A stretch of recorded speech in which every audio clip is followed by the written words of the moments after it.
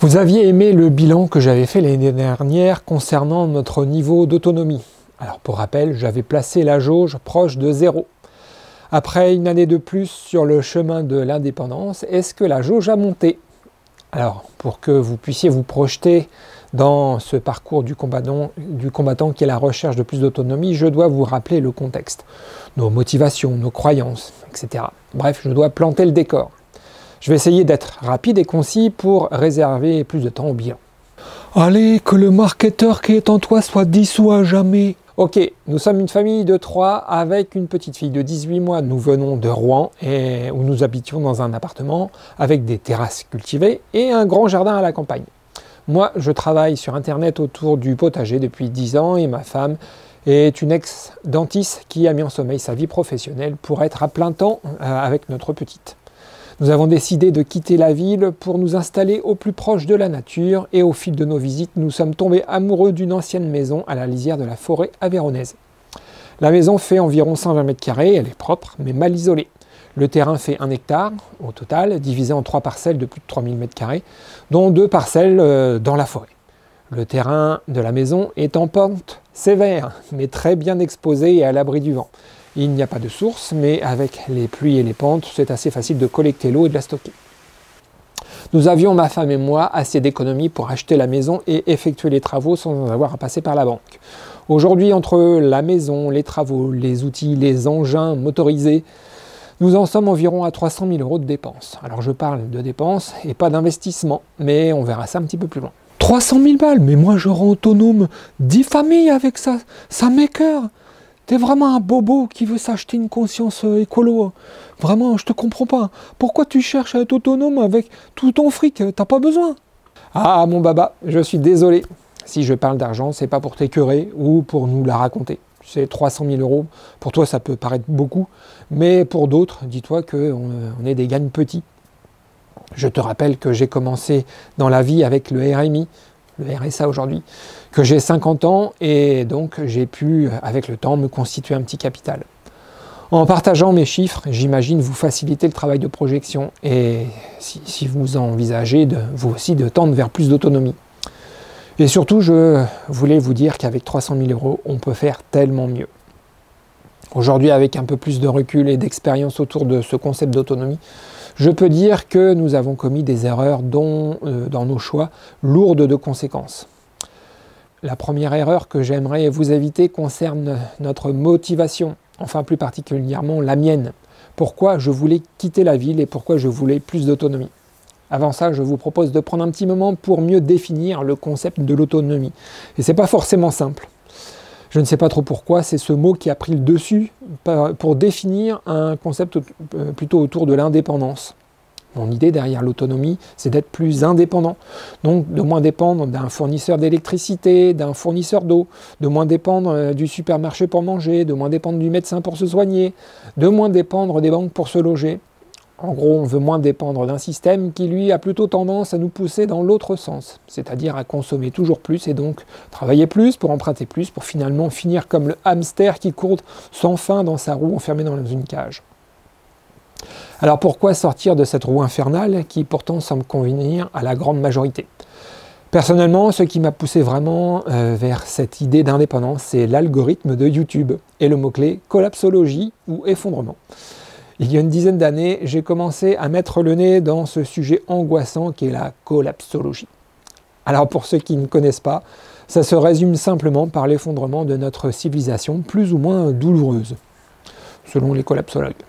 Je pense qu'il n'y a pas besoin d'être collapsologue pour se rendre compte que l'on marche sur la tête et que nos civilisations vont droit dans le mur en considérant que notre planète a des ressources infinies. On vide toutes nos réserves sans penser à demain, on détruit notre environnement sans penser aux générations futures. Bref, il y a forcément un moment où ça va lâcher.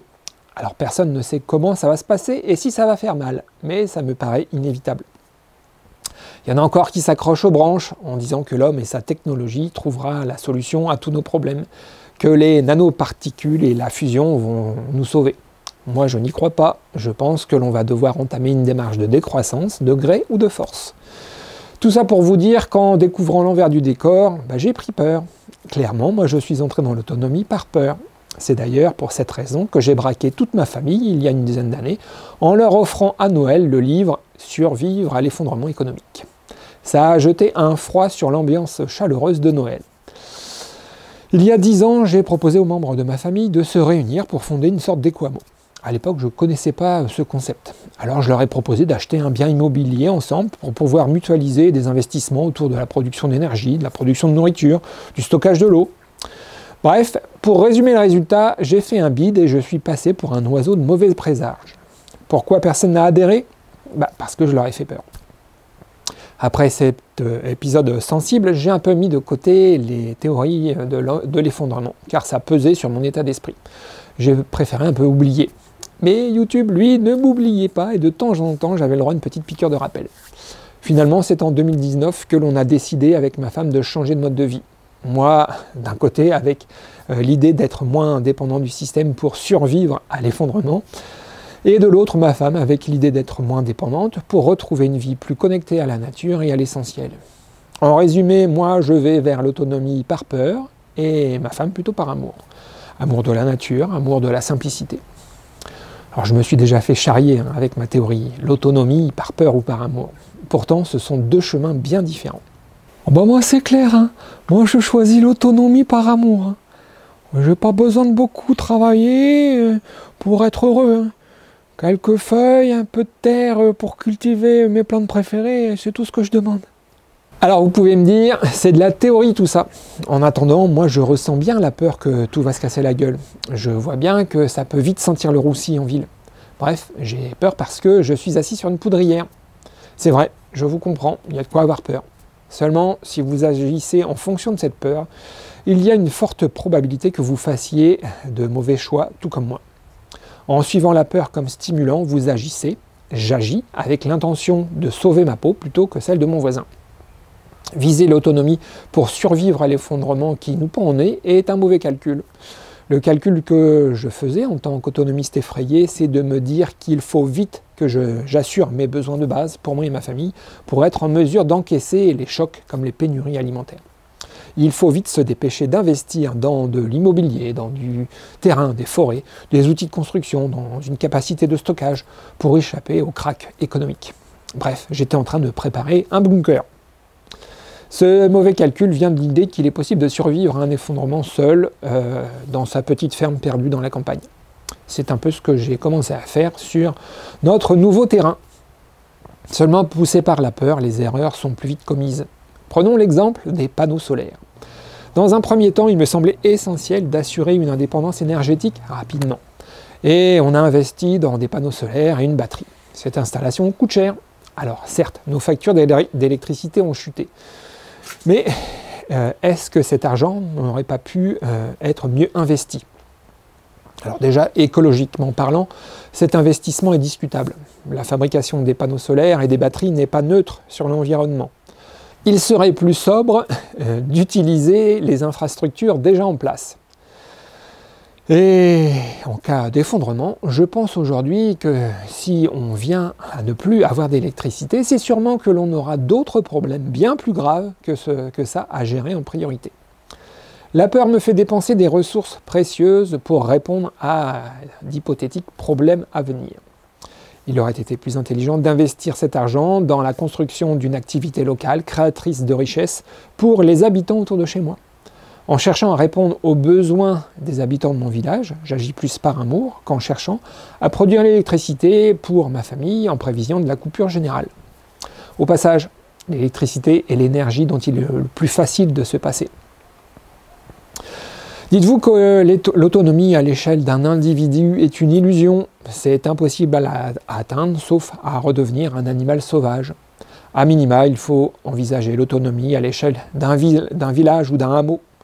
L'autonomie est un projet collectif. Cette vision individualiste de l'autonomie que j'avais au départ n'a pas été la seule erreur lourde de conséquences. Car vient juste après l'absence de projet ou de vision autour de l'autonomie financière. Je m'explique. Vous savez sûrement que je suis blogueur autour du potager en carré depuis une dizaine d'années et que je vis de la vente de mes formations de jardinage.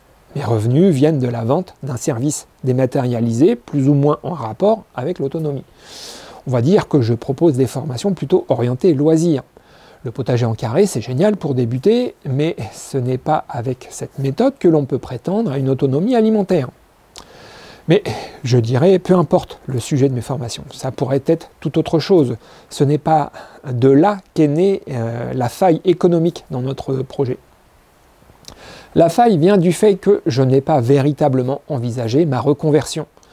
Je me suis dit, partons à l'aventure, on verra bien sur place comment ça se passe. De toute façon, j'ai mon business qui fonctionne et finalement, que je sois autonome ou pas, peu importe. En m'engageant de la sorte sur le chemin de l'autonomie, sans réelle vision à long terme, et en me reposant sur mon activité, je n'ai pas pris en compte, à leur juste valeur, les inconvénients liés au choix de notre maison et de notre terrain. Premier exemple, les pentes. Je me disais, ok, le terrain est en pente. Mais bon, j'arriverai bien à faire 2-3 terrasses pour y mettre un potager assez grand. Deuxième exemple, le bâti. Bon, la maison est sympa, certes, elle n'est pas bien isolée, mais c'est une rénovation assez facile. En attendant, aujourd'hui, la maison n'est toujours pas isolée et ça se sent aussi bien au niveau du confort que du porte-monnaie. Mais ce n'est pas tout. Il n'y a pas d'annexe à la maison, pas de bâtiment ou de grange, juste 3 petites caves. Je me suis dit, wow, ça devrait aller pour y mettre mon atelier et faire quelques petits bricolages. Ok, mais où je stocke la mini-pelle et le tracteur qu'il a fallu acheter pour faire les petites terrasses? Et où je m'installe pour développer mes nouvelles activités, plus en accord avec cette vision d'indépendance? Je les fais où mes champignons, mes jeunes pousses? Elle est où la cuisine pro qui pourrait me permettre de transformer et de valoriser ma production? Où je stocke les 200 kg de kiwis que j'ai produits en attendant de les vendre?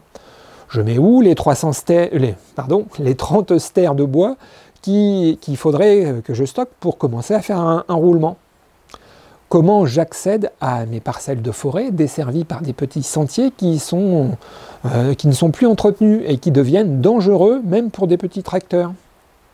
Vous voyez comment les erreurs s'accumulent vite, et c'est d'autant plus rapide que je n'avais pas la volonté forte d'être indépendant.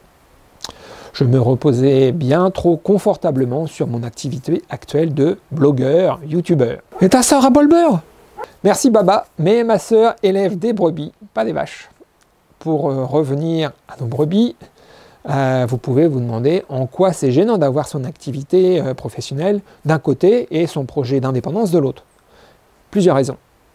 Mais en gros, si votre activité pro est déconnectée ou trop éloignée de votre projet d'indépendance, alors elles vont entrer en concurrence. Et de vous à moi, est-ce que vous ne trouvez pas que gagner sa vie à côté de ce genre de projet est un peu un non-sens? Ça me paraît aujourd'hui tellement évident que l'autonomie financière doit être imbriquée dans la recherche d'indépendance. C'est même pour moi le cœur, le moteur, la raison d'être de ce genre de projet. Sans cette réflexion en amont, bien évidemment que l'on va accumuler les erreurs. Déjà que ce genre de projet est vaste et difficile, alors y aller du bout du pied, comme si on hésitait à plonger dans une rivière un peu froide, c'est une approche assez risquée. Avec le recul, je dirais aujourd'hui qu'il ne faut pas chercher une maison ou un terrain pour s'installer, il faut chercher une activité en lien avec l'indépendance et ensuite chercher où installer et pérenniser cette activité. La question du logement viendra dans un second temps. Donc en résumé, je dirais, ne vous engagez pas sur le chemin de l'autonomie par peur et appuyez-vous sur un projet professionnel solide en rapport avec la recherche d'indépendance. Bien, à présent, on peut attaquer le bilan et on commence par le bilan énergétique. Ah bah c'est pas trop tôt, hein. Je comprends que tu sois pas pressé, car ça doit pas être brillant, hein. Moi je suis pas un produit solaire, hein, mais quand j'ai vu toutes les ombres qu'il y a sur les panneaux, je me suis dit, je suis assez un vainqueur. Merci Baba, c'est vrai qu'il y avait et qu'il y a toujours des ombres sur mes panneaux. Mais comme je l'ai déjà expliqué, les ombres sont beaucoup moins gênantes sur les systèmes actuels que sur les anciens où la production s'équilibrait sur le panneau le moins éclairé. Bref, sur 2021, nous avons produit 3,23 MWh, dont 40%, soit 1,29, a été exporté sur le réseau sans que ça nous profite, vu que l'on ne revend pas l'électricité. Nous avons consommé 2,87 MW, et il faut savoir que la consommation moyenne d'un foyer est de 4,68 par an. Donc on est déjà bien en dessous. Sur cette consommation de 2,87, nous en avons produit 68% et acheté 32%.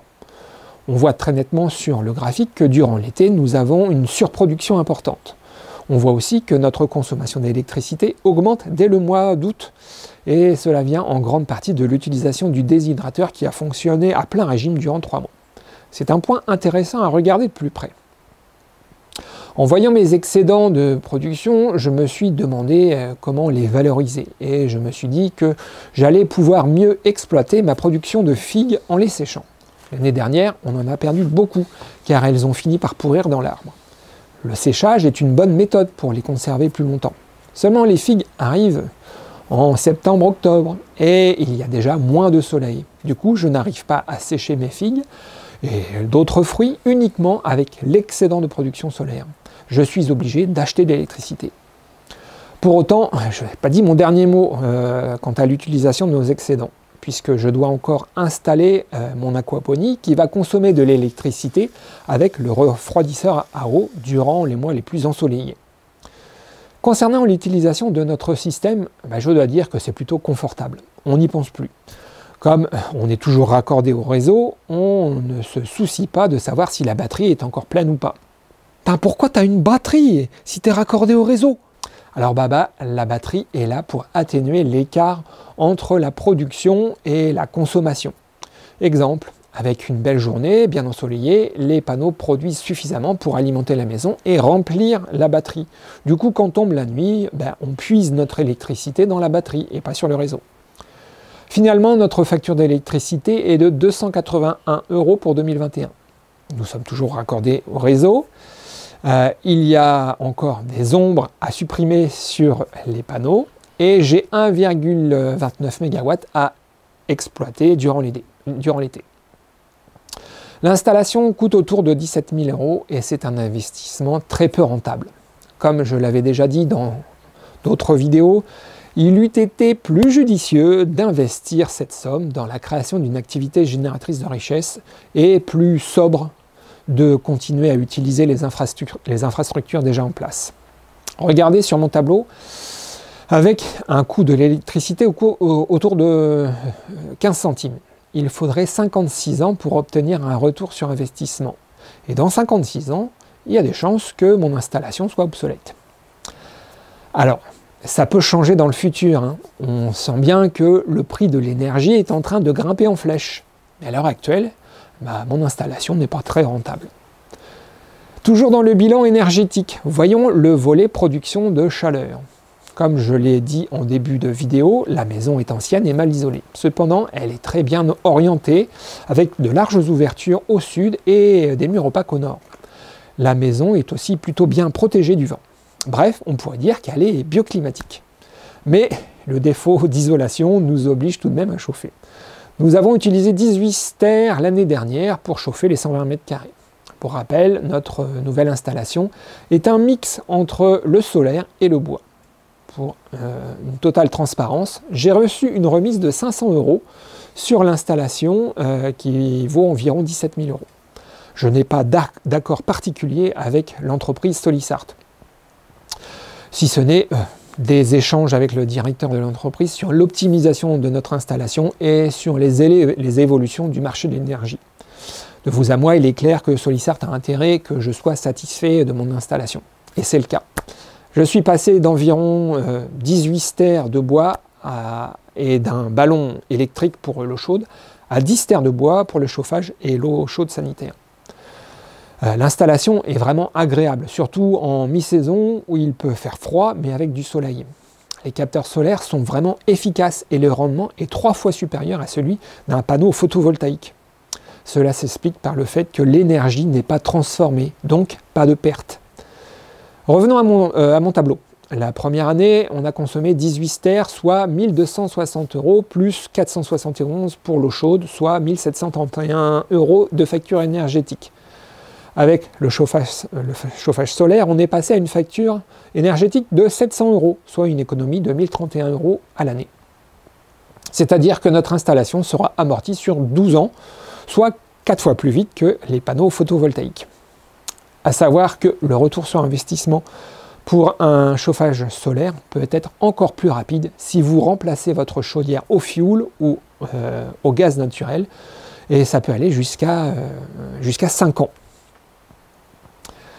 Si on cumule le bois, les factures EDF et les bouteilles de gaz pour la cuisine, on est bien à 1 200 € de facture énergétique pour l'année. Quelles sont les pistes d'amélioration? Alors, je ne sais pas si vous connaissez la loi de Pareto. Ça y est, le businessman est de retour et il va nous parler de rentabilité et de bénéfices. Pas exactement, Baba. Pareto dit que 20% de nos actions génèrent 80% des résultats. Du coup, je cherche quelle serait la plus petite action à mener pour réduire la facture énergétique qui apporterait le meilleur résultat. L'isolation? C'est pas sûr. C'est un gros travail d'isoler correctement un bâtiment ancien. Faire mon bois? C'est une piste plus sérieuse, car j'achète le bois dans les 70 € le ster, et j'estime qu'il est possible de produire un ster très facilement en une journée, soit 10 jours de travail pour couvrir mes besoins. 10 jours de travail pour 700 €, ça me semble plutôt correct. Une autre piste serait de continuer à favoriser le solaire vis-à-vis du bois et d'augmenter la surface de captage et le volume tampon d'eau chaude. Je vais demander un devis pour étudier la solution et voir sa rentabilité.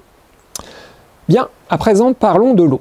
Pour rappel, nous avons beaucoup investi autour de l'eau et un peu plus de 20 000 € avec une cuve béton de 30 000 litres, une mare de 50 000 litres, une filtration pour boire l'eau de pluie et une phytoépuration. Pour que l'installation soit complète, je dois encore raccorder la filtration à la nourrice de la maison. Alors je tarde à le faire car ce n'est pas une priorité que de boire notre eau de pluie. Ce qui compte avant tout, c'est de pouvoir arroser sans compter nos cultures. C'est chose faite avec une pompe extérieure qui puise directement dans la cuve. Alors, malheureusement, je n'ai pas pu mesurer le volume d'eau consommée. Tout ce que je peux dire pour le moment, c'est que l'on n'a pas manqué d'eau pour le potager. Je pense que ça peut être bon d'installer un petit compteur pour avoir une idée de notre consommation. Côté facture, on est quand même passé de 61 m3 à 89 m3 pour un montant de 162 € pour l'année. On estime que cette augmentation fait suite à la naissance de notre petite fille. Plus de bains, plus de lessive, etc. Attends, arrête-moi si je me trompe. T'as claqué 200 000 balles dans une installation pour payer pour des factures de 200 € par an? Mais va te falloir plus de 100 ans pour amortir ton installation. C'est vrai, Baba, financièrement parlant, ça n'a pas d'intérêt et il est bien plus intéressant d'investir son argent ailleurs. Cependant, cette remarque est valable dans le monde d'aujourd'hui. Mais au vu des augmentations fulgurantes du prix de l'énergie, peut-être que demain, le calcul sera différent. Dans ton calcul, tu omets aussi l'aspect santé. Mais je ne vais pas pouvoir argumenter encore avec toi car je n'ai pas encore fait analyser notre eau. Pour résumer, je ne recommande pas forcément de faire ce genre d'installation si vous avez le réseau d'eau à votre portée. En tout cas, je ne le considère plus comme une priorité. Cependant, de façon assez inexplicable, cette cuve nous apporte un sentiment de sécurité assez fort. Et ça, c'est difficile à estimer en euros. Ce sentiment vient sûrement en grande partie de ma peur de l'effondrement. Vous voyez comme cette peur peut nous faire entreprendre des actions fortes. 20 000 € pour ressentir de la sécurité. Alors je ne suis pas devin, je ne sais pas de quoi demain sera fait, mais aujourd'hui je dirais que cette somme pourrait être mieux utilisée. Après l'eau, passons à notre alimentation. Quel est notre niveau d'autonomie alimentaire? Il faut se rendre à l'évidence, ce n'est pas le potager qui nourrit, ce n'est pas lui qui apporte les 2000 calories journalières nécessaires au bon fonctionnement du corps humain.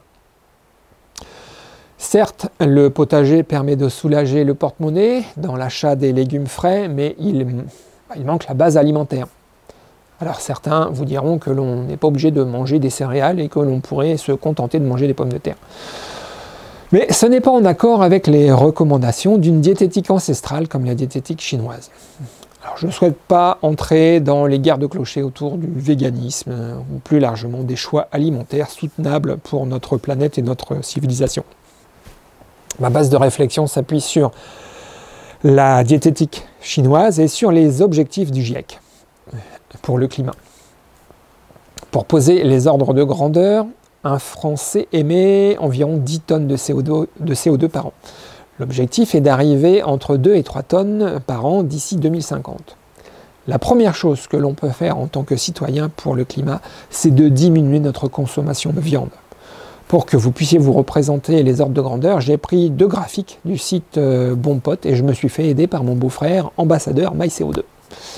À chaque fois que je mange 1 kg de bœuf, je rejette 60 kg de CO2. À côté de ça, si je mange 1 kg de carottes, je rejette 400 g de CO2. Vous pouvez voir aussi sur le graphe que la part du transport est dérisoire.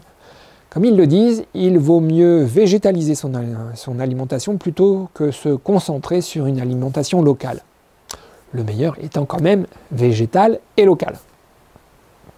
Donc pour améliorer notre empreinte carbone, il faut réduire notre consommation de viande, ce qui va dans le même sens que les recommandations de la diététique chinoise. Pour faire simple, notre alimentation doit reposer sur 40% de céréales, 30% de légumineuses et 30% du reste. Et le reste, c'est pas 30% de bœuf, c'est tout le reste. Les fruits et légumes, les oléagineux et un peu de protéines animales bien sûr. À ce jour, je ne produis ni céréales ni légumineuses. Enfin, quelques haricots verts mais pas secs. Avec le potager, on couvre quelques pourcents des 30% restants. Donc autant dire que l'on est loin de l'indépendance alimentaire. Si vous voulez en savoir plus sur mon approche de l'autonomie alimentaire, allez voir la vidéo de l'autonomie à la sécurité alimentaire. Je vais cependant quand même vous parler un peu du potager, car durant 2021, j'ai quand même bien amélioré notre production végétale. À ce jour, il y a 3 terrasses en production qui ont couvert notre consommation en carottes. Oh, voilà l'autonomie alimentaire, hein. Tu te moques de nous, quoi. Bien sûr, Baba, que j'ai produit d'autres légumes, des tomates, des aubergines, des pois, des haricots, des oignons, des poivrons, des pommes de terre, des patates douces. Bref, un beau potager dans une approche loisir, mais dérisoire dans une approche d'autonomie. Je n'ai pas eu le temps ni la présence d'esprit de peser ma production, mais ça fait partie des objectifs 2022. Je vais pouvoir vous donner des chiffres. Pour en revenir aux carottes, oui, je suis d'accord, hein, c'est risible de dire je suis autonome en carottes. Mais cette culture et la culture des patates douces me fait revoir la conception même du potager.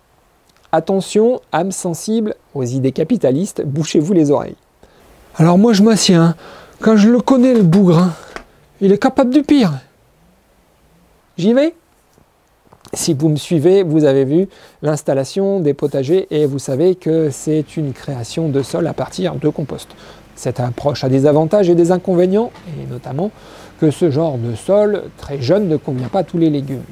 Il se trouve que ça convient bien aux carottes et aux patates douces. Pour vous dire, sur 4 pieds de patates douces, j'ai récolté plus de 15 kilos.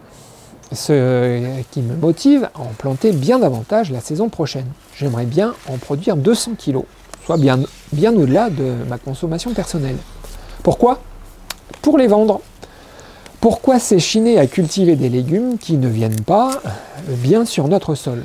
C'est bien plus rentable pour moi de réserver plus de place aux patates douces et de vendre mon excédent. Cette approche va dans le sens de la spécialisation, voire de la monoculture.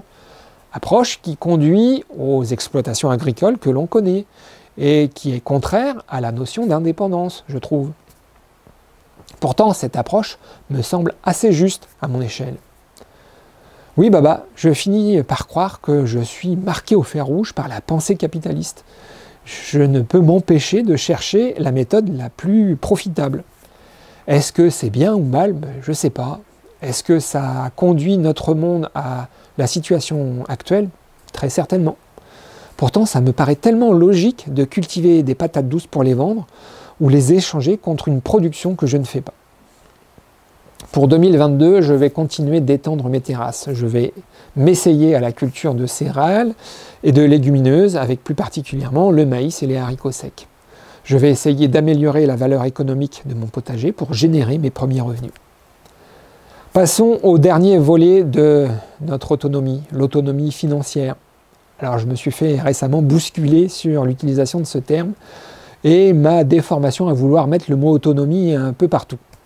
Est-ce que gagner sa vie, ça veut dire la même chose que autonomie financière? Pour moi, non. derrière l'expression gagner sa vie, je mets l'idée de gagner de l'argent avec le premier travail qui vient et je l'associe plus particulièrement au salariat.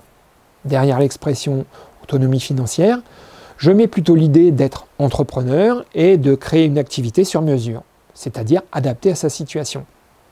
Ah ouais, en gros, tu veux dire, si on est salarié, on peut pas être autonome. Faut être un businessman. Non, Baba, je dis que moi, je me sens plus à l'aise dans l'entrepreneuriat et qu'il me semble qu'un emploi en tant que salarié va entrer en concurrence avec le projet d'autonomie.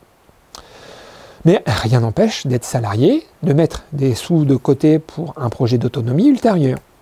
Bref, où en est-on? En début de vidéo, je disais que l'on avait dépensé 300 000 €. Je ne peux pas dire que ce sont des investissements, puisque cet argent ne rapporte rien pour le moment. Et je n'ai pas encore une bonne visibilité sur les nouvelles sources de revenus. Ce qui veut dire que pour 2022, on n'est pas plus avancé qu'en 2021. Tous nos revenus viennent de mon activité Internet. Il y a quand même une petite victoire que j'aimerais partager avec vous. On a gagné environ 1 000 € en vendant nos 200 kg de kiwis. Petite victoire, c'est encore à voir. Enfin, produire 200 kg de kiwis, c'est bien au-delà de l'autonomie. Pour valoriser notre récolte, la solution la plus simple, à première vue, c'est de les vendre. Seulement vendre 200 kg de kiwis quand on n'est pas producteur de kiwis, c'est pas si simple. Et ça me laisse entrevoir les difficultés que je pourrais rencontrer quand je serai prêt à vendre des kilos de champignons, de truites, de patates douces, etc. Quelle stratégie choisir quand on est considéré comme un particulier? J'ai appelé les magasins bio autour de chez moi et la réponse est « Ah oui, super, ça m'intéresse, vous avez le certificat bio ?»